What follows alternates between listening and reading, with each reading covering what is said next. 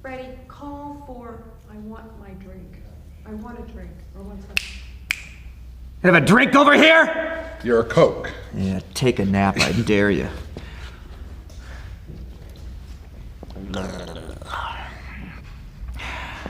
Are you ever nice? All the time. Yes, I'm nice. I'm nice. My alter ego is nice. My alter ego plays some of the sweetest characters that this country's seen on television. You know that. How would you describe your alter ego? If we're talking about Freddie's good side, Freddie's nice. Freddie has lots of gifts for the boys and girls.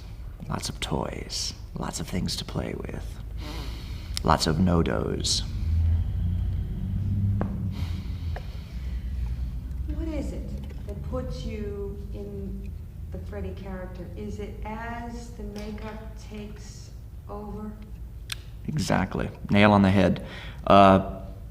When I first read for the role, and when I first prepared for the role, I knew I had to live up to the makeup and the framework of the story.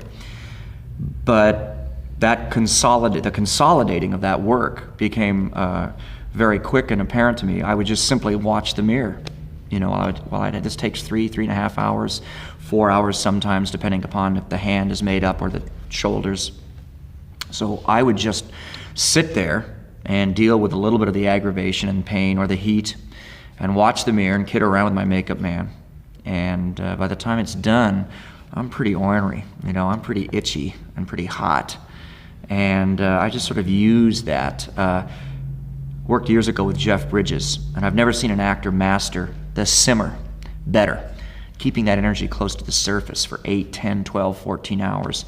And I use the aggravation of the makeup to recall Freddie, keep him there underneath.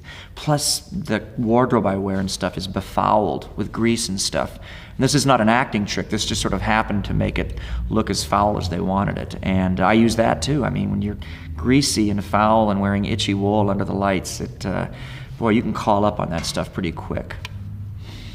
Can I go back and ask it another way? And I'm wondering, is when you get to the point where Freddie takes over your vision, there is no one else that you're facing except Freddie. What feelings go through you, the human feelings? Do you say goodbye to your other self? The tricks I use. I've always worked with young, attractive actors in the Night and Air films. So the tricks is my own envy as a slightly older actor, an actor who's not a youth film actor any longer. And I simply can use that. I can use their beauty alone and an envy for that, or the fact that I'm not a kid anymore. That's an actor trick that I use. When I lose the control, part of that is simply that I know I can, quote, act in this part, whether it's operatic or however broad it needs to be to live up to the makeup. And once you start letting that kind of energy course through you, you're there. I mean, I'm full of that heat and that anger. It's those what is sluice the right word? Those floodgates are open and those juices are flowing. And I just don't worry about the governor anymore that I would be worried about as a film actor with my own face. I don't have to use that value judgment. So I have that extra bit of lack of concentration that I don't have to give to that, and I can just sort of flow, you know, with those emotions a little more, because I don't have to be I don't have to have that governor on my own vanity. Is this my good side? Is this my bad side? Am I using my face too much? I don't have to worry about that because I'm animating this makeup. Is the makeup itself I know it's a long process. Is it an uncomfortable process? Only if they've lied to me. Only if they've told me, you know, we're 3 or 4 in the morning and they say, tomorrow's your day off, you know, we don't need you tomorrow, and I tear it off. And then some AD comes in skulking, you know, and I can tell he's brought me too much food or he's being too nice, and they say, Robert, you know, we screwed up. They need you in at dawn tomorrow. And I've just torn the makeup off, which I'm not supposed to do, but many times that's the only goal I have at the end of a 14 or 15 hour day under this stuff. And I'll tear it off because I know I have a whole day to heal. And I have to come back in 5-6 hours and put it all back on, so I'm putting the glue on raw skin then. And that's bad, and I'm upset then. And those days I'm particularly ornery. Yeah. And that's happened a lot. That happened a lot on part 2. That must be you at your best. Is it deep down a wonderful feeling to be so bad? Yeah. It is. I think any actor would tell you this. I don't think it's just me, just Freddie, but anybody that would tell you this, and get a couple of beers in most actors, and they'd cop to wanting to have the restraints removed that you have when you're playing in a style like this, or in a makeup like this, or in a genre like this. And you can kick out the jams, as we used to say in the 60s. You can really push some limits that you want to do. I get to work with fire. I get to work with nubile teenage girls in jeopardy. I get to work with stuntmen that make me look superhuman. I can pick up guys by their throat and pitch them across the room. And you dance it a little bit, and that's fun. It's wonderful to do. And when you're doing that, you also tend to explore some evil in your own soul, in your own dark side. And there's a richness there. There's a richness. Wes explores this in his writing, Wes Craven. And I get to explore it a little bit in some of the lasciviousness when I work with the others. And it gives me line readings, and it gives me physical choices that I normally never get to touch upon as a straight actor, although I'm a character actor and I'm known as a character. Still, I never ever have touched on those parts of myself before, except in the Freddie role. Does it ever frighten you? Because I think we tend to push aside the dark side. I think we all have it. Yeah. But we really don't seriously explore it because we're not forced to. I get the feeling that in a perverse, sick way, this is a fantasy that lets you explore it, use it, and walk away from it. Yeah, it is an advantage. I mean, you do get that purge. I get the purge every time I work as Freddie. I get the power. It's the only time in my life on a set where I can be angry or yell at someone that's made a mistake. I never do that. I was trained with classical English training, and I serve the writer, and I'm a professional all the way. But as Freddie, I shout a little bit at that effects man, and I shout a little bit as that makeup man, and I give him a little bit of grief that I normally wouldn't, because I'm half in character all the time anyway. And I have to keep it close to the surface. And it's their fault if they don't get that A and B smoke in there on time, because they don't know how uncomfortable I am under this crap, or under the lights, or outside on a particularly hot day. So I can exploit that. And I do get the purge. Yeah, it is a release. I get to explore some sides of myself that you normally wouldn't get to act on. You'd normally use them as almost a subtext work as an actor. So that is part of the attraction, I think.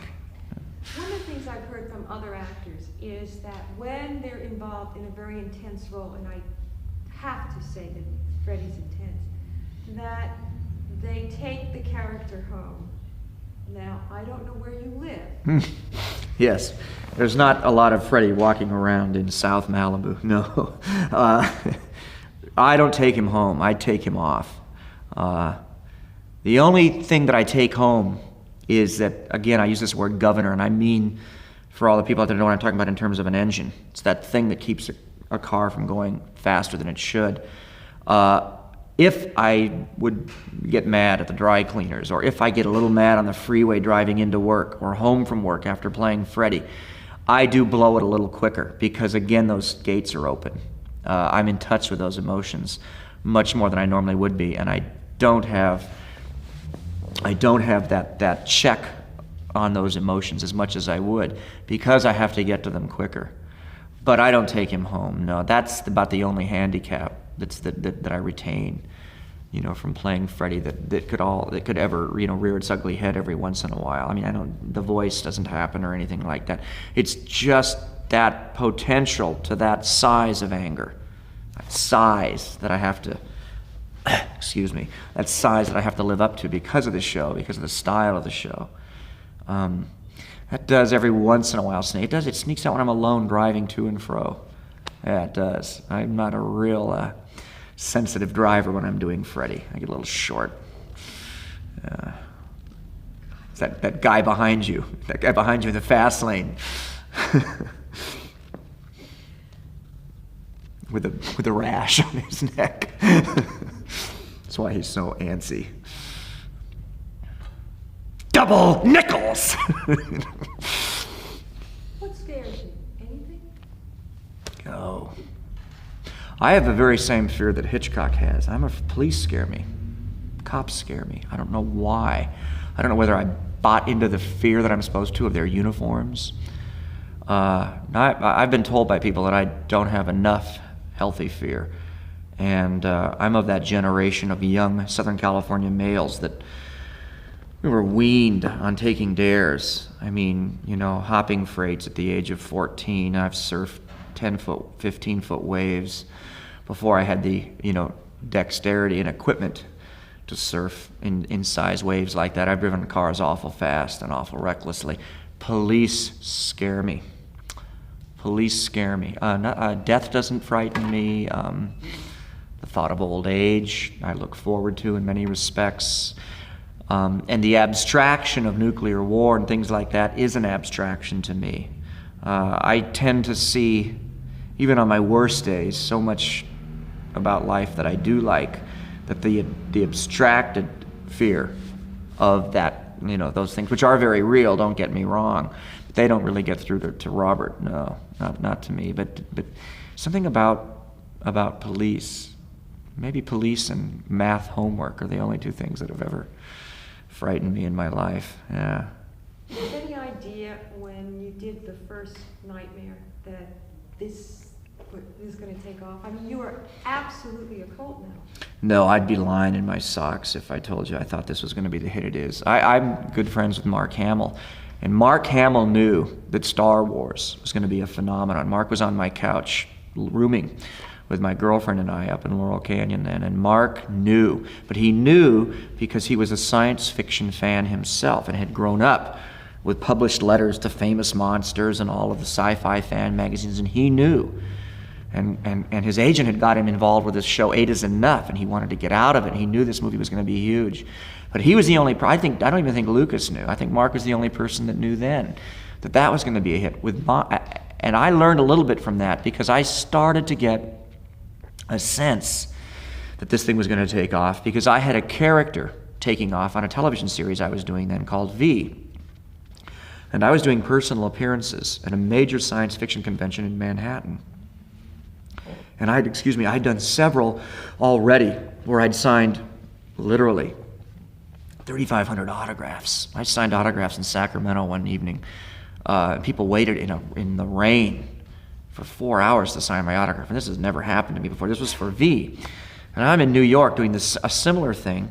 And at the end of the line, these sort of mothering science fiction fans that loved my little E.T. character changed and they mutated. And I saw this phalanx of heavy metal, sort of Ramones, punk rock, skateboard heavy metal guys in line with their AC/DC t-shirts and their dog collars. And they were all there with their girlfriends and posters, photographs of Freddy I'd never seen, bootlegged out of stills from the original Nightmare film. And they'd waited for the entire V contingent and science fiction contingent to leave this convention. They'd been waiting out on Madison and 47th Street for hours, and I said to myself, this has to tell me something. Something's going on here, And this is like before even the first grosses had hit. And then I did a similar thing in Philadelphia, and I went to get like something from the neighborhood pharmacy, and there's a mall in Philadelphia, and I was mobbed. I was chased by hundreds and hundreds of black teenagers down the streets of Philadelphia. And they recognized Freddy. I was out of Freddy drag, and they'd chased me. They'd seen a National Enquirer blip, or they'd put it together 2 and 2 is 4 from the other show. And I was a bit frightened. This had never happened to me quite like that. And they had taken the sense of humor of Freddy. They were the black audiences picked up on the sense of humor first. They had their tongue in their cheek first. They loved it. Let's see, did I ask you if you liked him? If I liked Freddy? Well, I like him. It's hard to separate Robert and the character, and liking the character, liking what the character's done for me in terms of career. But I was trained, again, I'm repeating myself, but I was trained by the English, and one of the best pieces of advice I had, I was doing Iago. And they said, a bad guy never knows he's a bad guy. Iago doesn't think he's the bad guy, And Freddy doesn't think he's the bad guy. Freddy's got a beef. These parents scarred me. This is his beef. And I'm going to get their kids for that. I got off fair and square. Those lawyers got me off, and Freddy's got this legit beef. So Freddy, doesn't think of himself as a bad guy. He's aberrant in that he's in his tastes and in his sexuality and in his compulsions, but he doesn't. I don't think he says that about himself. I think it feels so good to him. The pursuit of this revenge feels so good to him and gives him such a sense of being alive in this whatever strange purgatory that he inhabits. That he's just having a ball out there. And this is what the audience recognizes. It's this glee, this love of the chase, this cat and mouse that Freddy has. It's that same fascination that people have with watching a snake eat a pig or those things that kids have in their rooms in science class, or they feed small rodents with other animals, or they feed small rodents to other animals, or whatever the sequence is there. And it's that thing that Freddy does Freddy purges an anger that we all feel on the freeway, or that we all feel in the checkout line. And I think that's one of the common denominators that everybody hooks into to him. Freddy's always just, it's like James Cagney putting that grapefruit in that woman's face, or Freddy's doing that to all those people that we wish we could do that to. That overweight suburban couple that's keeping up with the Joneses, or those little trendy rich kids that we all want to hate down deep, that Freddy's punishing. I think people kind of get off on that a little bit, identify there a little bit, just like the guy that we want to honk at. One gets the feeling that you, Freddy, control that wimp actor that is the other side of you. Yeah, that Who wimp. is the more important? That punk, that weasel Robert England. I have to roust that sucker out of bed every morning to get him to put me on. Yeah. In all fairness, he does take over. Robert's in control about halfway through the makeup. And then something happens. And it's something happens. I'm looking in the mirror and I don't see Robert anymore. It's Freddy looking back. And Freddy's sense of humor takes over. And the voice settles back in the throat. And I have to get all my kidding around going with the girls, with Heather or whoever I'm working with, early on in the makeup session. We have to do our sort of wimpy actor, key-sheeting conversation so the girls can trust me, so I can go in there and molest them a little bit and really rough them up. So they have to trust what's left of that actor. So, because by the time it's action, about the only technical things that I'm worried about anymore is just simply lights and marks. And they know they can trust the control factor, but yeah, he does. Freddy rules about halfway through the makeup session.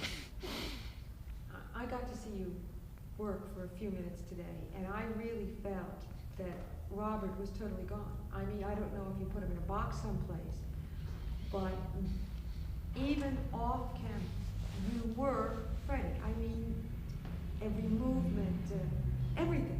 There was no Robert. Well, some of it's literally living up to the technology of the makeup or the costume. My breath is different because my breath is hotter because of the makeup and the various appliances that I have. That changes. I don't blink like Robert because I have glue into my eyelids. It's not my mouth because I have teeth and prosthetic in my mouth. So all that stuff I have to accommodate, and the accommodation gives me a different posture and a different feeling. And so part of what happens is the accommodation of that stuff becomes habit, and then the habit becomes real, and that's who you see standing around the set spearing hors d'oeuvres, from one of the craft service people.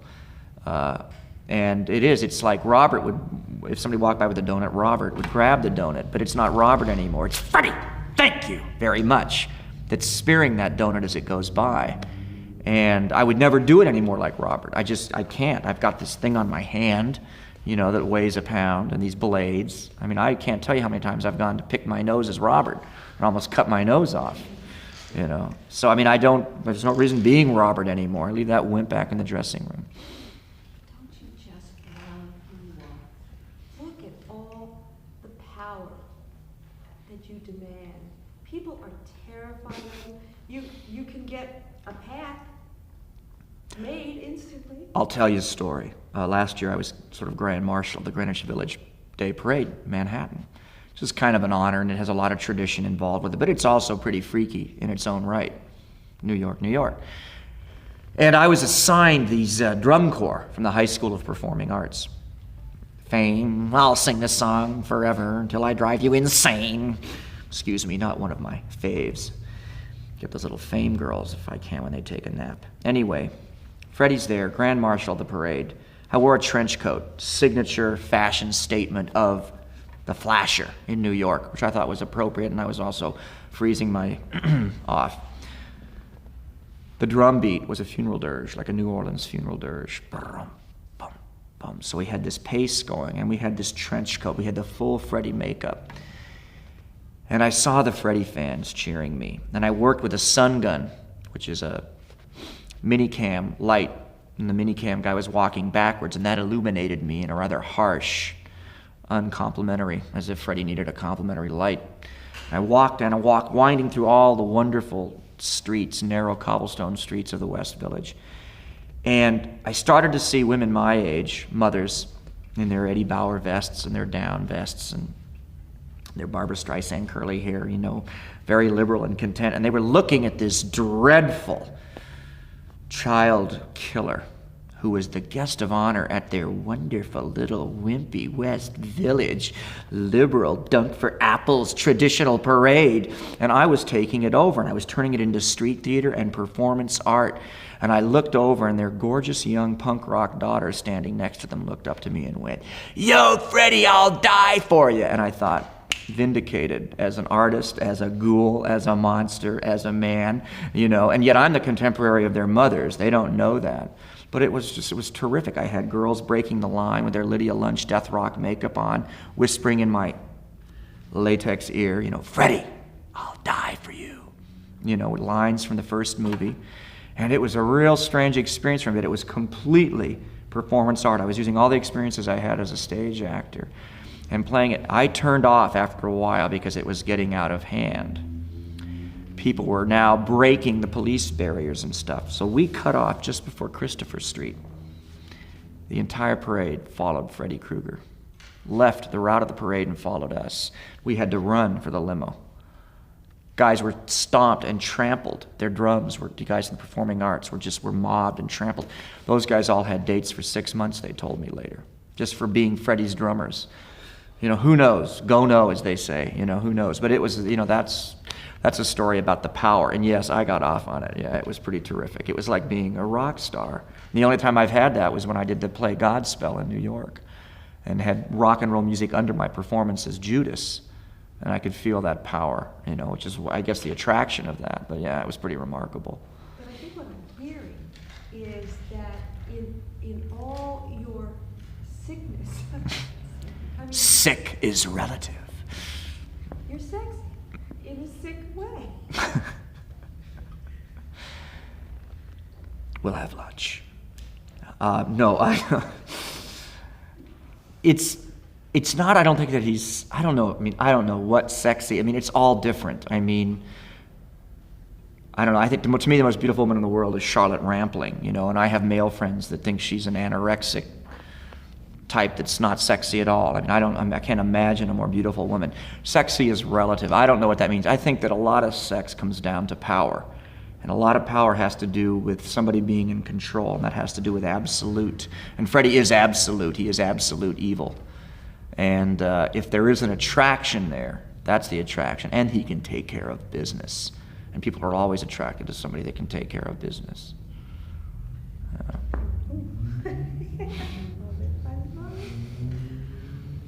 Do you ever have nightmares?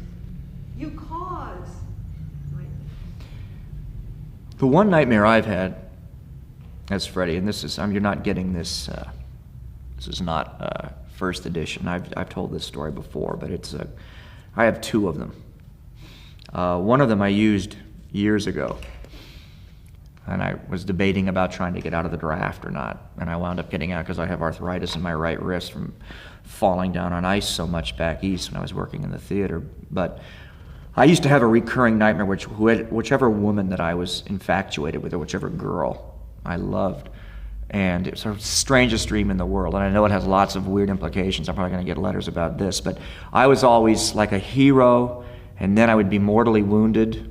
This is real mythology and Bullfinch's mythology and classic Arthurian stuff. But I would never be consummated, and I would sort of like die in her arms with one strand of blood coming out of the corner of my mouth. Very romantic. I don't know whether I'd seen an old Robert Wagner movie, and that's where I got the image from, or what, Prince Valiant or something. But I had that dream from the time I was literally 6 years old until I was 20 years old. Recurring dream. It was like counting sheep for me. It's how I would get to dream.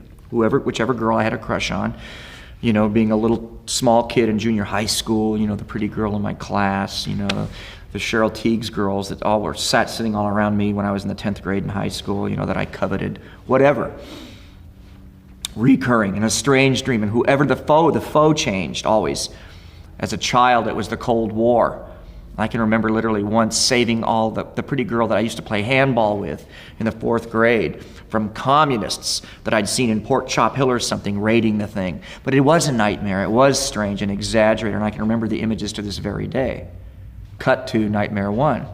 Sleeping in my honey wagon on Santa Monica Boulevard, in the worst part of Hollywood. We're doing a lock-off shot for effects with Heather and I. And it's the hour of the wolf. It's that hour before dawn where everything's strange and the bugs aren't even awake, and it's just strange.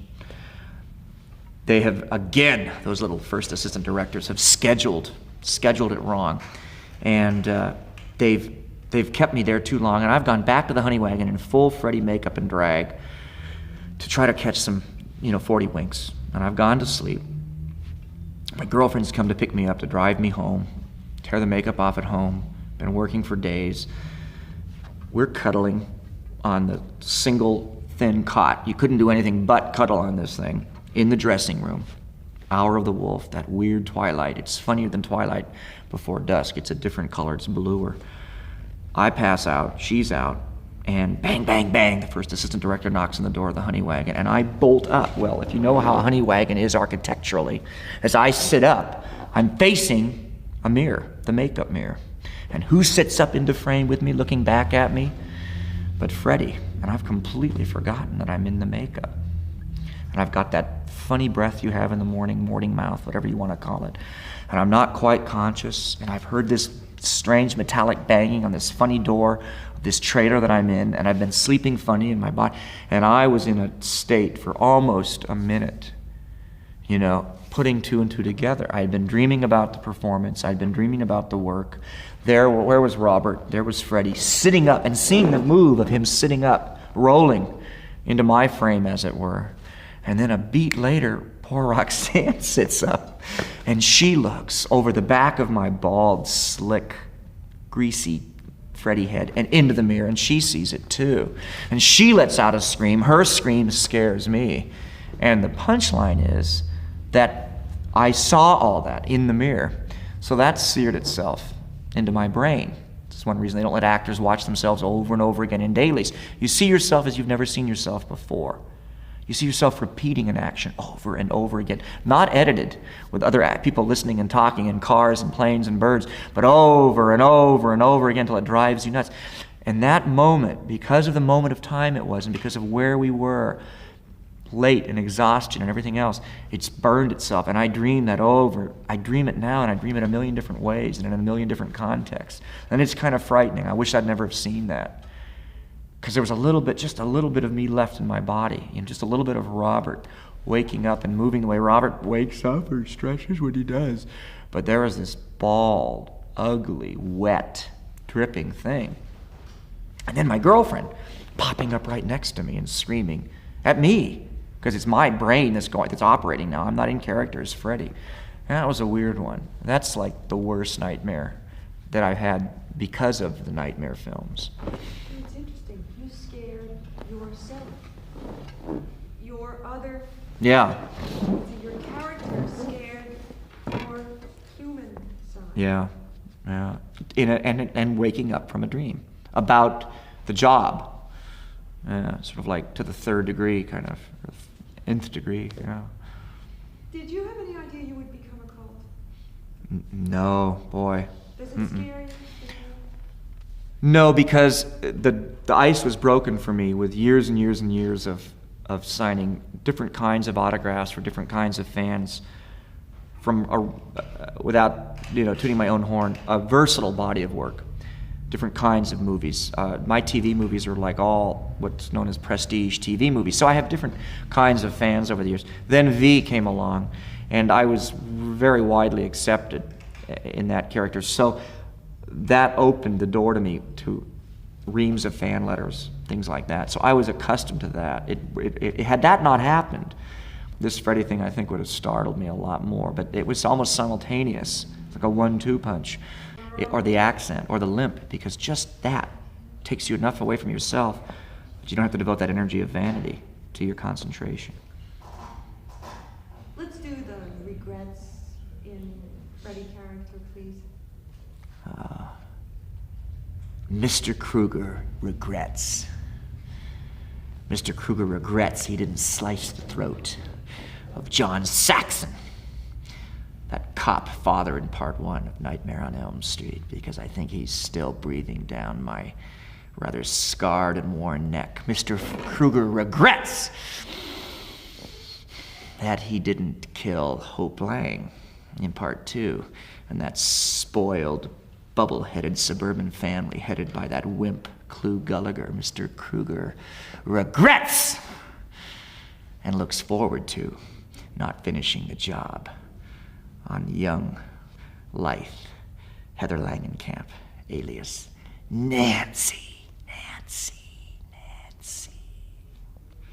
Those are my regrets.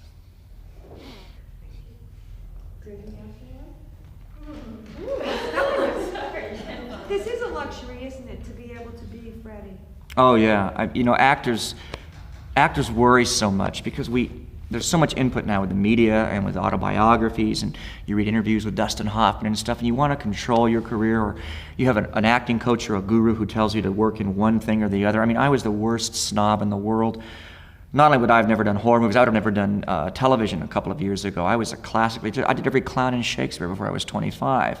Unheard of accomplishment back east. And I was a real snob. I mean, like, my idols were like Maggie Smith and Tom Courtenay and Alan Bates and O'Toole. I outgrew Brando when I was 14 and was already into the English New Wave.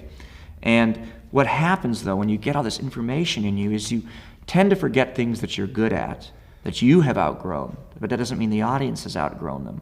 Or that you're tired of, but the audience hasn't seen you do enough of yet, or even done once yet. Or you forget that some things are just so much fun to do, i.e., putting on the false nose, putting on the hunchback, and what that does to free you up as an actor.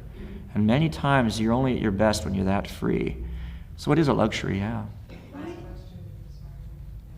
Oh, I wanted to know why you chose Freddy, and do it in character. Did Freddy choose you?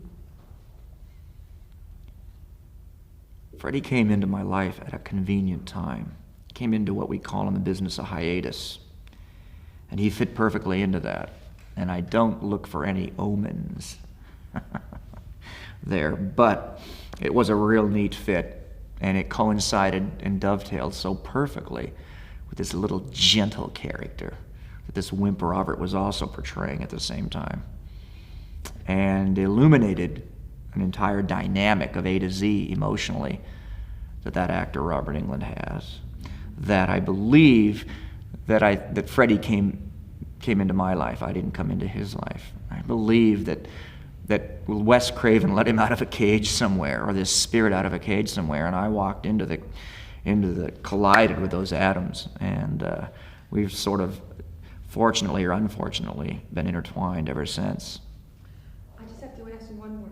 Let's have what you think is going to be the punchline of what people will say that Freddie said in the film, you know, when you come out of the TV? Remember Oh, the- yes. A little setup. An actress who can't sleep. My favorites. Is going through cold turkey Folgers crystals in the day room of the therapy center where the little wimp has to go for her therapy. She's watching that smarmy Dick Cavett's interview show, and he's interviewing Zsa Zsa about acting.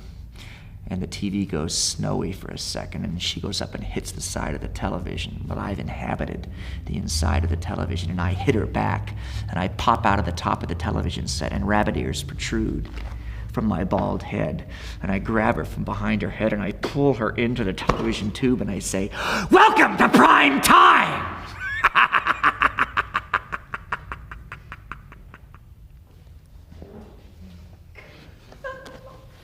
I am in love. Yes, now find an editor. She is the editor. Oh, great. You